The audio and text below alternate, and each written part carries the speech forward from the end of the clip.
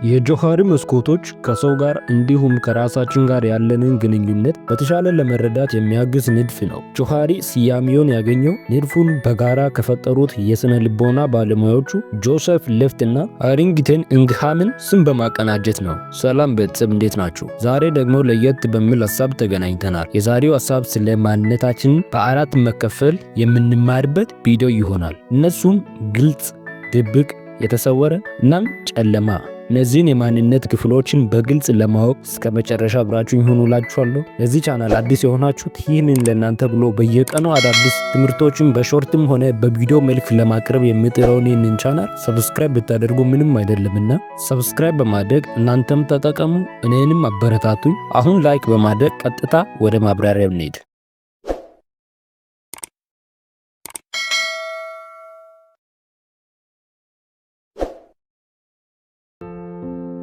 ይሄኛው ስለ ራሳችን እኛም ሌላው ሰው የሚያውቀው ሲሆን ድርጊቶችን፣ ዕውቀትን፣ ክህሎትን ያጠቃልላል። ስለዚህኛው ማንነታችን ከሰው ጋር ለመነጋገር ችግር የለብንም። በተጨማሪም ሰዎች ስለዚህ የማንነታችን ክፍል በሚሰጡት አስተያየት በብዛት እንስማማለን።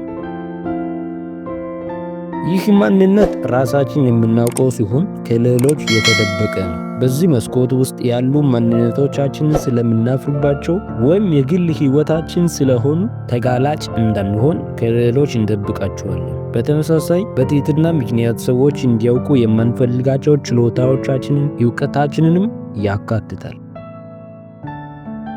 ይሄኛው ሌሎች ሰዎች የሚያዩት ከኛ ግን የተሰወረው ማንነት ነው። ምክንያታዊ እንደሆነን እናስብ ይሆናል። ሰዎች ግን ግትር እንደሆነን ነው የሚያውቁት፣ ወይም ራሳችንን ምንም እንደማያውቅ ልናስብ እንችላለን። ሰዎች ግን በጣም ብልህና አስተዋይ እንደሆነን ሊረዱ ይችላሉ። በዚህ መስኮት ውስጥ ነው ሰዎች ቃላችንና ድርጊታችን እንደሚለያይ የሚያስተውሉት። ይህ ማንነት በራሳችንም ሆነ በሌሎች የማይታወቅ ክፍል ነው። ጥሩ ያልሆኑ ሐሳቦች ሊኖሩት ይችላሉ። በአጠቃላይ የጆሃሪ መስኮቶች ራሳችንን ለመረዳት ከዚያም ለማጎልበት እንዲሁም ከሌሎች ሰዎች ጋር የሚኖረንን ግንኙነት ለማሻሻል የሚያግዝ ንድፍ ነው። እስከዚህ ድረስ ስላዳመጣችሁን ከልብ አድርጌ አመሰግናለሁ። የአማኑኤል ሆስፒታል ታሪኮች መጽሐፍ ጸሐፊ ዶክተር ዮናስ ላቀው የተወሰደ ተምራችሁበታል ብዬ ተስፋ አደርጋለሁ። መልካም ጊዜ ይሁንላችሁ።